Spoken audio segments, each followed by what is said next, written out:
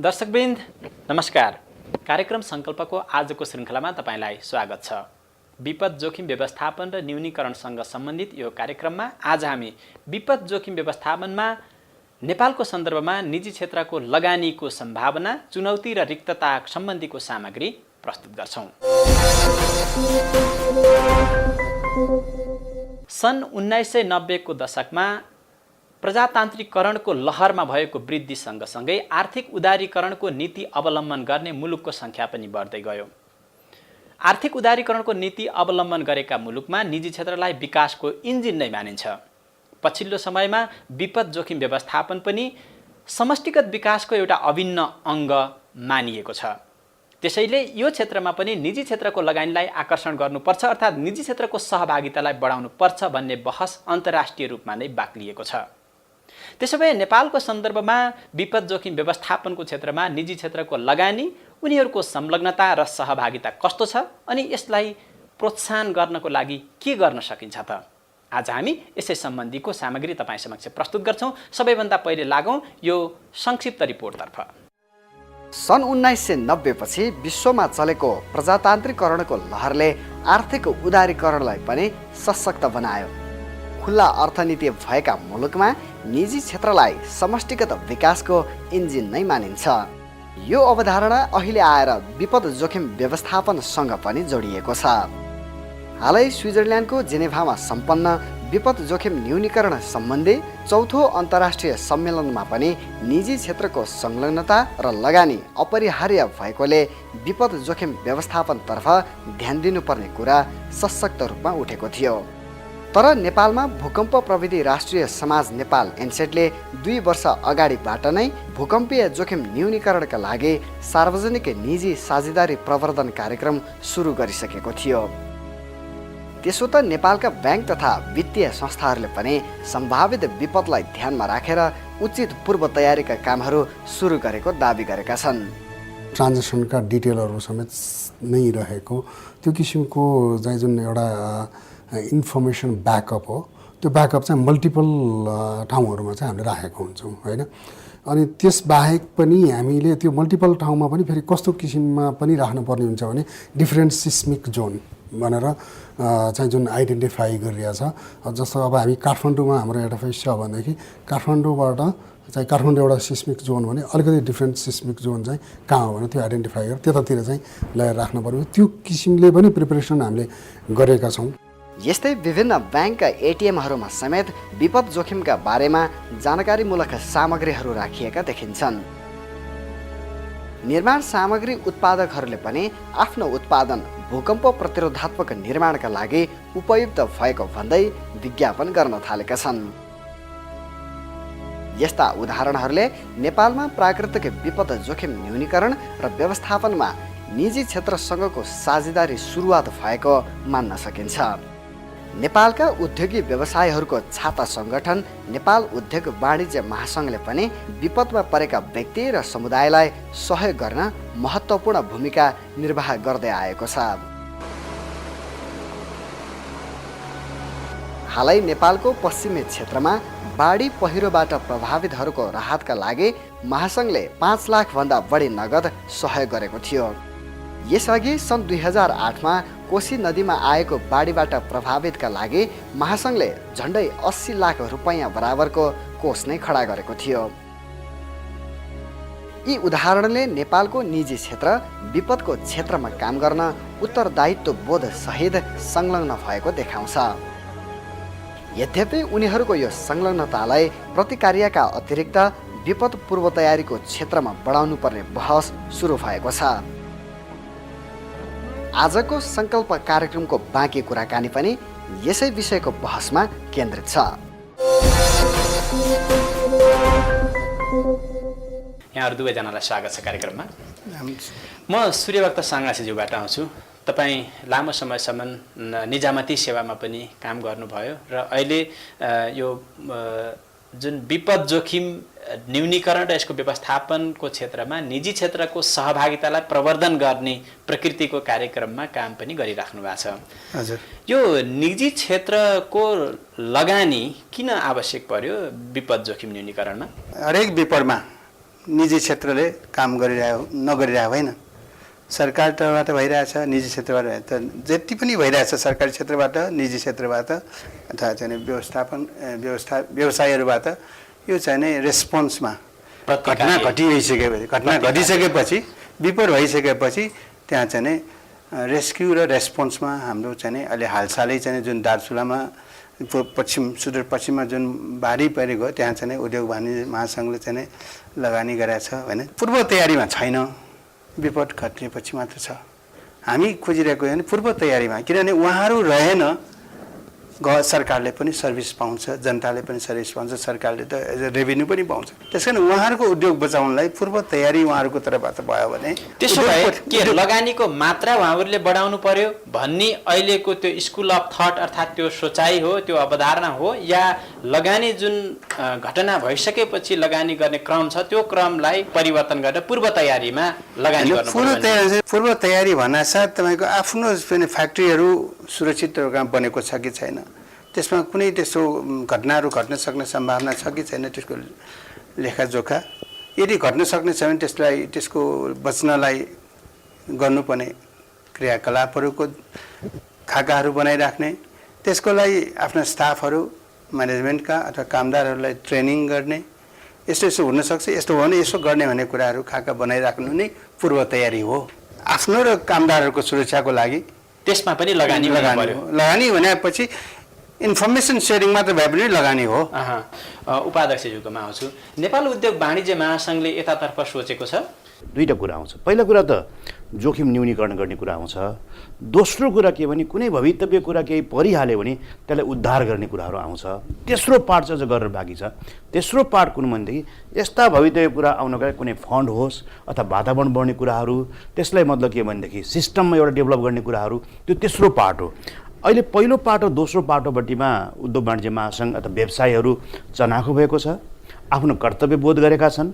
त्यतापट्टि एउटा सेवा पुर्नुपर्छ भन्ने भाव छर्लङ्ग रूपबाट आएको छ। म उदाहरण के लिन्छु भनेदेखि कोशीको बाढी पीडितमा त ठुलो बाढी पीडित भयो, कैयौँ मानिसहरू सडकमा आए, तपाईँको उनीहरूलाई बास भएन, तत्काल खानालाई व्यवस्था हुन सकेन, ओखती उपचार हुन सकेन भने तत्काल रेमेडी के गर्ने कुरा भने त्यसलाई सुरक्षित ठाउँमा व्यवस्थापन गर्ने र केही छाक टार्ने व्यवस्था गर्ने, औषधिको व्यवस्थापन गर्ने, यी कुराहरूमा सम्पूर्ण पूर्वका उद्योगी व्यवसायीहरूले तपाईँको आएर कम्मरका कुराहरू, लुगाफाटाका कुराहरू, खानाको व्यवस्थाहरू महिनौसम्म के भने क्याम्प लगाएर खानेकुरा खान्थे। उद्धार त भयो नि त्यहाँ नम्बर 1। त्यो विपदमा परेका जनताको राहत र उद्धारका लागि उद्योग वाणिज्य महासङ्घले हरेक विपदको समयमा काम गर्दै आएको छ। त्यो हामीले अर्थात् नेपालको रिकग्नाइज भएको पनि छ। यसमा यहाँनिर जोड्न खोजेको बाइ द वे त्यस्तै किसिमको विपद आएर त्यो विपदले उद्योग व्यवसायमाथि प्रहार भयो भने त्यतिखेर हाम्रा उद्योग व्यवसायहरू कति सुरक्षित छन्? अहिलेको संस्कारमा चाहिँ आधुनिक प्रकृति अनुसारमा भूकम्पबाट त्यसलाई मतलब जोखिमबाट बच्ने, बाहिरको आक्रमणबाट बच्ने, भोलि आएर त्यो मात्रै होइन, भोलि चोरी होला, भोलि आएर त्यो एट्याक होला, त्यसबाट पनि बच्ने, सिसिटिभीको व्यवस्थापन गर्ने, काहीँ त्यस्तो किन घटना घट्यो भने तुरुन्त समात्ने, यसरी मतलब एउटा त प्राकृतिक प्रकोपबाट बचाउने, एउटा कुनै किसिमको मतलब किन हमलाबाट बच्ने कुराहरू र अरू कुरा आफै सुरक्षित भइकन व्यवस्थापन गरेर आफ्नो काम निर्धक्ष गर्ने कामहरू, त्यो परिपाटीमा अहिले आएको छ, नआएको होइन। जुन अघि सङ्गासीज्यूले पनि उठाउनु भएको कुरा, प्रतिकार्य घटना घटिसकेपछि उद्योग वाणिज्य महासङ्घ राहत र उद्धारमा सहयोग गर्नको लागि त्यहाँ पुगेको छ, त्यसमा प्रश्न रहेन, अर्थात् थोरै प्रश्न होला। यहाँनिर कुरो के आयो भन्दाखेरि जस्तो पूर्व तयारीको सिलसिलामा महासङ्घले त्यो कुरालाई प्राथमिकतामा राख्न नसकेको हो कि जस्तो देखिन्छ नि? पूर्व तयारी भन्दाखेरिमा मैले दुईवटा कुरा गर्छु। एउटा आफ्नै संरचनाहरू, आफ्नै कम्प्लेक्स, आफ्नै पूर्वाधारहरू, त्यसलाई सुरक्षित किसिमबाट काम गर्ने, अहिले मैले भनिसकेँ तपाईँको है, त्यो गर्नु जरुरी पर्छ। त्यसमा हामी पछाडि नै छौँ? होइन, पछाडि होइन। जुन पुरानो संरचना छ पुरानोलाई भत्काएर नयाँ गर्ने कुरा आउँदैन, तर नयाँ डेभलपमेन्ट भएका कुराहरू छ, संरचना छ, त्यो अहिले आधुनिक किसिमबाट भूकम्प भन्नु जोखिमबाट न्यूनीकरण गर्ने हिसाबबाट आएको छ। त्यसो भए धेरै जति सुरक्षित छन् भन्न सकिन्छ? धेरै जति उद्योग धन्दाहरू अहिले 50% सुरक्षित छ, 50% त असुरक्षित नै छन्। फेरि पनि नयाँ आएको संरचनाहरू चाहिँ 50% गएको छ। पुराना संरचनाहरू पनि तिनीहरूले मतलब बिस्तार बदल्दो किसिमबाट एक्सपान्सन गर्छन् उनीहरूले, भोलि आएर नयाँ ढाँचामा जान्छन्। त्यसो भए अब यो कुरो त उठिसक्यो होइन, यो यहाँहरूले पनि छलफलमा ल्याइसक्नु भएको छ, कतिपय अब प्लेटफर्महरूमा यहाँहरूले छलफलमा भाग लिइ पनि राख्नु भएको छ। महासङ्घको चाहिँ नीति चाहिँ के हो त? अब त्यसलाई सुरक्षित बनाउनको लागि महासङ्घले ती कुरालाई कसरी सम्बोधन गर्छ? आफ्नो संरचनालाई एउटा राम्रो गर्ने एकतिर छ भने दोस्रो कुरा राष्ट्रमा परेको आपत्तिको लागि पनि हामी सम्मिलित हुने, त्यसलाई हुन सकेसम्म नआओस्, आयो खण्डन त्यसले मद्दत गर्ने चाहिँ उद्योग वाणिज्य महासङ्घको एउटा निश्चित नीतिको रूपमा नै आइसक्यो। छुट्टै किसिमको सेक्सन शाखा अर्थात् त्यो इकाइ त्यस्तो त छैन है यहाँहरूकोमा? त्यो उद्योग वाणिज्य महासङ्घ भनेको त्यसो शाखा हुने कुरा होइन, किनभने यहाँले धेरै जस्तो बाल श्रम को विरुद्धमा धेरै अभियानहरू चलाउनु भयो यहाँहरूले, एचआइभी एड्सको अभियानमा धेरै ठुलो अभियान, यस्ता सामाजिक अभियान तपाईँले धेरै चलाउनु भएको छ भने यो चाहिँ एउटा इकाइ अर्थात् शाखा नै राख्नुपर्ने बेला आएको होइन त? हामीसँग सामाजिक सुरक्षा समिति पनि छुट्टै हामीसँग छ। सामाजिक सुरक्षा समितिले के हेर्छ भनेदेखि जस्तै तपाईँको एचआइभी एड्सका प्रश्नहरू पनि आउँछ, भोलि आएर डायबिटिजका भन्दा पनि ब्लड प्रेसरका प्रश्नहरू, त्यसलाई जागरुक गराउने, रोग नलागोस् भन्ने प्रश्नहरू त्यो पनि उद्योग वाणिज्य महासङ्घले गरेका छौँ। भोलि आपद विभागलाई परन्तु सामाजिक सुरक्षा समिति अन्त सबै कुराहरू कभर गर्छ। म साङ्गासेज्यूकोमा आउँछु। नेपालको निजी क्षेत्रले यो जुन विपद जोखिम व्यवस्थापनमा लगानी गर्नुपर्ने अर्थात् उहाँहरूको संलग्नतालाई बढाउनु पर्ने भन्ने कुरा अहिले पछिल्लो समयमा उठेको छ होइन? त्यसमा कहाँनिरबाट सुरुवात गर्नुपर्ने अर्थात् रिक्तता चाहिँ कहाँनिर देख्नुहुन्छ तपाईँले? अब मेन समस्या के भनेदेखि अहिले उद्योगपतिहरूले आफ्नो उद्योग जुन संरचनाहरू छन् त्यो सुरक्षित छ कि छैन भने एक्चुअली एसेसमेन्ट नै गरेको हामीले पाइरहेको छैनौँ कि। त्यो एसेसमेन्ट नगरिकनै मेरो उद्योग सुरक्षित छ। अनि अर्को कुरा जुन उहाँले जनचेतना जगाउने कुरा छ त्यो चाहिँ म्यानेजमेन्टको साथसाथै आफ्नो कर्मचारी लेभलमा पनि हामी यस्तो यस्तो हाम्रो घटना हुने सम्भावना छ, यस्तोमा यसरी हामी बस्नुपर्छ, यसरी हाम्रो चाहिँ उद्योगलाई यस्तो हाम्रो संरचनालाई बचाउनुपर्छ भन्ने कुरामा पूर्व तयारी चाहिँ हुनुपर्छ। भनेपछि एउटा भवनको सुरक्षाको कुरा मात्रै होइन कि अरू भवन त सुरक्षा हुनै पर्यो। अब भवन सञ्चालनमा चाहिने अरू जुन चाहिँ पूर्वाधारहरू छ त्यो पनि कन्टिजेन्सी अथवा नेक्स्ट अल्टरनेटिभ व्यवस्था हुनुपर्छ। तत्काल सर्भाइभरको प्रश्न चाहिँ जोरदार छ अर्थात् जल्दो बल्दो छ कि लोड सेडिङको समस्या, ट्रेड युनियनको समस्या, चन्दाको समस्या होइन? उहाँहरू त्यसमा बढी उहाँहरू चाहिँ लाग्नुपर्ने, त्यसलाई सम्बोधन गर्नुपर्ने छ। त्यसको बिचमा पनि यो कुरालाई कसरी उहाँहरूको प्राथमिकताको क्षेत्र हो है भनेर त्यसलाई महसुस गराउन सकिएला जस्तो लाग्छ? बल्ल गभर्मेन्टले पनि रियलाइज गर्यो यो विपदमा चाहिँ ध्यान दिनुपर्छ, डेभलपमेन्ट मात्र चाहिँ गरेर पुग्दैन, डेभलपमेन्टलाई डिगो राख्नलाई विपद व्यवस्थापनको काम पनि हुनुपर्छ भन्ने कुरा अब बल्ल चाहिँ गभर्मेन्ट सेक्टरमा आयो, प्राइभेट सेक्टरमा पनि आएको उहाँले भनिहाल्नुभयो। तर यो चिज चाहिँ सुरुवात भयो। तर यसलाई चाहिँ यदि हामी डिगो रूपमा विकास गर्ने हो भने हामीले गरेको लगानीलाई जुनसुकै चिजमा भए पनि हाम्रो सुरक्षित रहने अथवा त्यसबाट सुरक्षित रहने। ठिक छ, हामी चाहिँ केही पार्ट बिग्रेला, केही चिज भट्केला, तर त्यहाँ काम गर्ने म्यानेजमेन्टको स्टाफहरू, त्यहाँ काम गर्ने कामदारहरू बच्यो अथवा उहाँहरूले सबै सिस्टम अल्टरनेटिभ व्यवस्था भयो भने फेरि चाहिँ त्यो सानोतिनो बिग्रेको बनाएर त्यो रिज्युम गर्न सक्छ। निजी क्षेत्रको भूमिकालाई अझ सशक्त पार्नको लागि कसरी अगाडि बढ्नु पर्ला त? हामीले सबै कुराहरू हेर्नुपर्छ, एउटा मात्रै पाटोले हेरेर हुँदैन। पहिला हामी के गर्छौँ, पहिले मानिसलाई त्यहाँ बाटो पुऱ्याउनु पऱ्यो नि त होइन त? मान्छेले बाटो पुर्याएको छैन, एक छाक चामल खान पाएको छैन बिचराहरूमा। अब पहिला न्यूनीकरण त्यो गर्ने हो, चामल पूर्ति गर्ने हो, एउटा सुध गर्नुहोस् है त्यहाँै हो। उद्योग वाणिज्य महासङ्घ कर्तव्य त्यहाँ पनि आउँछ अनुसार।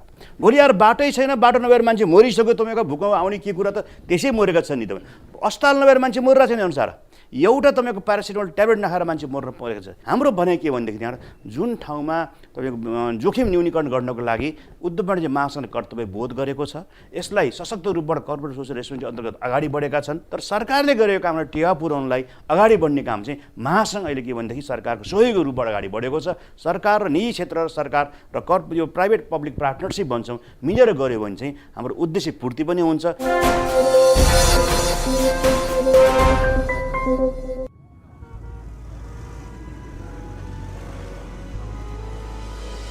त यसरी भुइँचालोबाट बस्नका लागि यस्ता अग्ला दराजहरूलाई भित्तामा यसरी अड्काउनु पर्छ। नआत्तिनु नानी हो, आत्तिनु हुन्न। सबैजना घुँडा टेकी ओत्ला ग। होइन झप, त्यो ठाउँ सुरक्षित छैन। आफ्नो डेस्क मुनि गएर ओत्ला ग, छिटो। मद्दत चाहिएमा सिटीको प्रयोग गर्नु।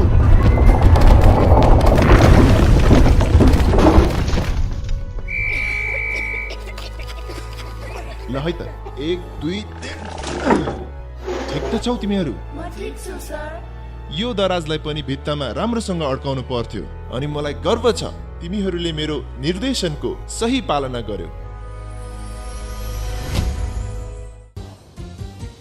गत 14 वर्षको नेपाली पत्रकारितामा एउटा ट्रेन्ड सेटर बनेकोमा गर्व गर्छ हिमाल। यद्यपि देश, काल र परिस्थितिको यथार्थ चित्रण तथा सही विश्लेषणमा हामीले अझ धेरै सिक्नु छ र अझ धेरै काम गर्नु छ। नयाँ नेपालको नयाँ हिमाल, नयाँ खबर, हिमाल खबर पत्रिका, हरेक आइतबार।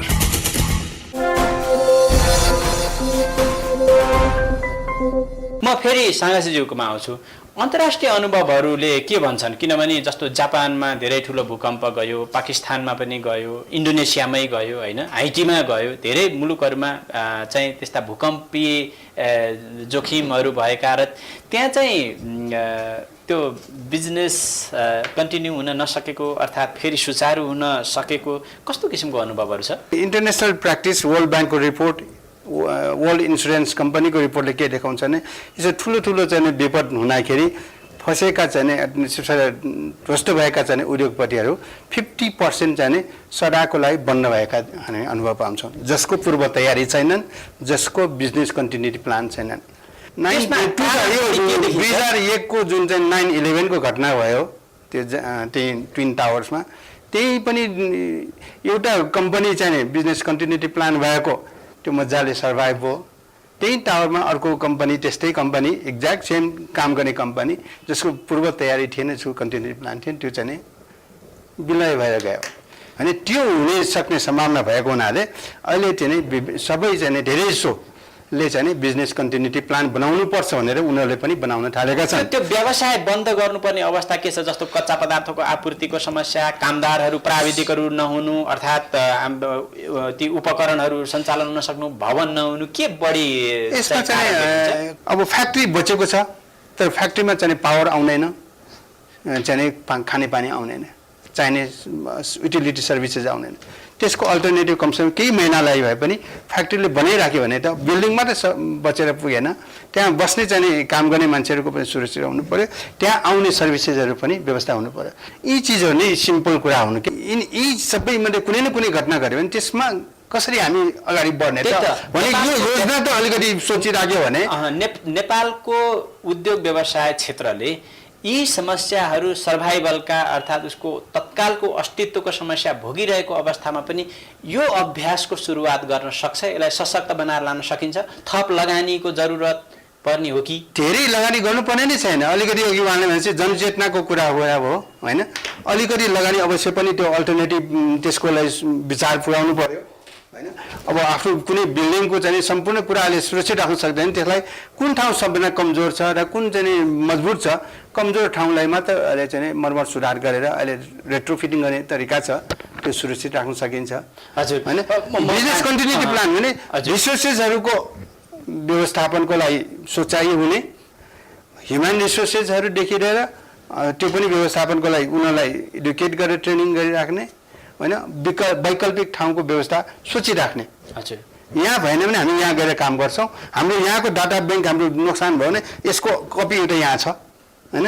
हाम्रो यहाँको स्टाफहरू हामी त्यो विगतमा पनि हामी यसलाई सुरक्षित राख्न सक्यौँ, बचाउन सक्यौँ, सानोतिनो घाइतेमा त यिनीहरूलाई औषधि उपचार गरेर हामी यहाँ लगेर काम गराउन सक्छौँ भन्ने कुरा नै बिजनेस कन्टिन्युटी प्लान हुने। हजुर, म पाण्डेजीकोमा आउँछु। हामी कार्यक्रमको अन्त्यतिर आइसकेका छौँ। तपाईँहरूले यो कुरा त बहस छलफल त गर्नुहुन्छ नै भन्ने कुरा चाहिँ आयो। सरकारले पनि जुन जिल्ला स्तरमा यो दैवी प्रकोप उद्धार समिति भनेर गठन गरेको छ, त्यो 75वटै जिल्लामा उद्योग वाणिज्य महासङ्घको प्रतिनिधि मेम्बर नै हो नि, राखेको छ, होइन, सदस्य नै छ। त्यो हिसाबले एउटा संस्थागत तहमा एक किसिमको छलफल बहसहरू सहभागिताहरू हुँदै गएको छ होला। तपाईँलाई उद्योगी व्यवसायीहरूलाई जस्तो बिजनेस कन्टिन्युटी प्लानको कुरा हामी गरिरहेछौँ, त्यो तहमा उहाँहरूलाई बुझाउनको कतिको गाह्रो छ। यी सबै गरेछ। बिजनेस कन्टिन्यू प्लान त हाम्रो जुन किसिमबाट भनौँ दही प्रोकोले होइन कि आफै के भने सबै धेरै जस्तो ठाउँमा चाहे साना होस् चाहे ठुलो होस् गरेर सानाले सानो जेनेरेटर राखेको हुन्छ, ठुलोले जस्तै मतलब के भने जस्तो आज मतलब सिमेन्ट उद्योगतिर के भनेदेखि त्यहाँबाट 5 मेगावाट 6 मेगावाटसम्म बत्ती जेनेरेटर राखेर काम गरेको छ। यस्तो गर्नु पक्कै पनि राम्रो होइन, तपाईँको राष्ट्रको पैसा बाहिर गएको छ। तर पनि जुन बिजनेस कन्टिन्यू प्लान हो त्योभन्दा नि दोहोरो किसिमबाट आइसकेको छ। तर पनि म के भन्न चाहन्छु भने आफ्नो मतलब उद्योग र धन्दाभन्दा पनि बाहिरको सरोकारमा त्यो त बस्यो, समाजले आज कोल्याप्स पनि के हुन्छ त भने समाजलाई बचाउन पनि के व्यवसाय लाग्नुपर्छ भन्ने मेरो भावना हो। त्यो एउटा इन्भेस्टमेन्टको अपर्च्युनिटी पनि हो नि होइन त्यो क्षेत्र? होइन, इन्भेस्टमेन्ट त अपर्च्युनिटी त भन्नुभयो, तर कस्ट अथवा प्रतिस्पर्धी हुन सक्दैन नि तपाईँको। भोलि ठुलो मात्रामा हामीलाई चाहिँ औषधि चाहियो, खाद्यान्न चाहियो भने त्यो सप्लाई गर्न सक्ने क्षमता त्यतिखेर हाम्रा उद्योग धन्दाहरू सुचारू हुन सक्छन् कि सक्दैनन् भन्ने तर्क पनि त आउँछ नि त यहाँनिर। सकिन्छ नसकिने। अहिलेको जति औषधिको कुरा गर्ने हो, अहिलेको औषधि उद्योगहरू चाहिँ WHO को GMP को मापदण्ड त बन्नुपर्छ। त्यसका आफ्नो प्रावधानहरू आफ्नै किसिमको छ। गुणस्तर बाहेक पनि भौतिक संरचनाको जुन विशेष ख्याल गर्दाखेरिमा चाहिँ भोलि आएर राष्ट्रमै औषधि उद्योग गर्दाखेरिमा भोलि बाहिर ओखती आउन गाह्रो पर्छ। यहाँ त आजको आज चाहिन्छ। त्यो ओखतीहरू के भने राष्ट्रिय ओखती उद्योगले पूर्ति गर्न सक्छ तपाईँको। त्यो मामलामा चाहिँ नेपालका उद्योगी व्यवसायहरू चाहिँ सक्षम छन्। अझै यसलाई अपग्रेड गर्नुपर्छ। खास गरी विपद जोखिम व्यवस्थापनको क्षेत्रमा निजी क्षेत्रको संलग्नता बढाउने, यसलाई अझ सशक्त बनाउने सन्दर्भमा नेपाल उद्योग वाणिज्य महासङ्घको सङ्कल्प चाहिँ के हो? कुनै पनि ठाउँमा आज यहाँ मात्रै ताप्लेजुङमा घटना घट्यो, तेह्रथुममा घटना भने यहाँदेखि नै सारा उद्योग वाणिज्य 93 वस्तुको उद्योग वाणिज्य सङ्घलाई एकत्रित गरिकन त्यसलाई सेवा पुर्याउन चाहिँ तल्लिन्छौँ। अवस्था नहोस्, जोखिम नहोस्, तर पनि परिया खण्डमा चाहिँ उद्योग वाणिज्य महासङ्घ बलियो हुँदाखेरिमा चाहिँ त्यो सेवा पुर्याउने, त्यसलाई निभाउने, त्यसलाई मतलब कि न्यूनीकरण गर्न चाहिँ हामी तयार छौँ। सङ्गाजीज्यू, कसरी जानुपर्छ त अब अगाडि यसलाई अझ सशक्त बनाउनको लागि? सरकार पनि साथमा आउनु पर्यो, हाम्रो चाहिँ निजी व्यवसाय पनि साथमा आउनु पर्यो, जनताले पनि साथ दिनु पर्यो। यी तिनटै मिलेर हामी अगाडि जानुपर्छ भनेर पब्लिक प्राइभेट पार्टनरसिपको धारणा आएको हो। यहीँनिर रोक्छु। आज जुन उपाध्यक्षजी आएर यो कार्यक्रममा सहभागिता जनाइदिनु भयो, सायद उहाँहरूको यो कमिटमेन्ट भएरै उहाँले चाहिँ यो समय मिलाइदिनु भएको हो होइन? उद्योग वाणिज्य महासङ्घले पनि यो बहस चलाइरहेछ अगाडि, आगामी दिनमा अझ यसलाई चाहिँ सशक्त बनाउँदै जान्छ होला पक्कै पनि। हस् त, यो कार्यक्रममा सहभागिता जनाइदिनु भयो, यसको लागि यहाँहरू दुवैजनालाई धेरै धेरै धन्यवाद। धन्यवाद। हाम्रो तर्फबाट पनि धन्यवाद। हस् त दर्शकवृन्द, यही कुराकानीका साथ आजको सङ्कल्प कार्यक्रम यहीँ सकिन्छ र जाँदा जाँदै यही गएको मे तेस्रो सातामा स्विजरल्यान्डको राजधानी जेनेभामा सम्पन्न भएको ग्लोबल प्लेटफर्म जुन राष्ट्रसङ्घले आयोजना गरेको थियो, त्यसमा भएका छलफलका विभिन्न सवालहरूमध्ये एउटा महत्त्वपूर्ण सवाल विपद जोखिम व्यवस्थापन र न्यूनीकरणमा निजी क्षेत्रको संलग्नता र सहभागितालाई बढाउनु पर्छ भन्ने थियो। नेपालको सन्दर्भमा पनि यस क्षेत्रमा धेरै कामहरू भएका छन्। निजी क्षेत्रले विपदको अवस्थामा खास गरी प्रतिकार्यका लागि विपद भइसकेपछि त्यहाँ आफ्नो उपस्थिति जनाएको छ, धेरै सहयोगका कामहरू गरेको पनि छ। तर त्यसलाई अब घटना भइसकेपछि मात्रको अवस्थामा केन्द्रित गर्ने होइन कि घटना हुनुभन्दा पूर्व नै यो लगानीलाई बढाउनु पर्यो। यानि कि पूर्व तयारीका लागि पनि निजी क्षेत्रले आफ्नो सहभागिता र संलग्नता जनाउनु पर्यो, त्यसमा लगानी गर्नु पर्यो। सँगसँगै निजी क्षेत्रको आफ्नो सुरक्षाको लागि पनि लगानी गर्नु पर्यो भन्ने बहस बाक्लिएको छ। आजको कार्यक्रमको निष्कर्ष पनि यही हो र आशा गरौँ आगामी दिनमा यो क्षेत्रमा अझ धेरै राम्रा कामहरू हुनेछन्। यही निष्कर्षका साथ आजको सङ्कल्प कार्यक्रम यही टुङ्ग्याउँछौँ। अर्को हप्ता फेरि भेटघाट हुनेछ। आजलाई बिदा दिनुहोस्। नमस्कार।